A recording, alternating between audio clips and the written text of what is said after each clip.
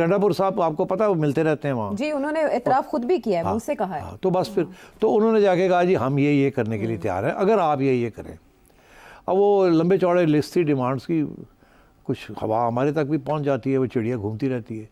تو اس میں جو 3 مین ڈیمانڈس تھے وہ ریجیکٹ کر دیے آؤٹ رائٹ. اچھا، ایبسولوٹلی ناٹ. آگے سے جواب آ گیا کہ یہ بات آگے بڑھ ہی نہیں سکتی، اس کو تو آگے لے جانے نہیں ہے ہم نے. سوال ہی پیدا نہیں ہوتا. خان صاحب کے کیا ڈیمانڈ تھے وہ آج آپ کو میں بتا دیتا ہوں.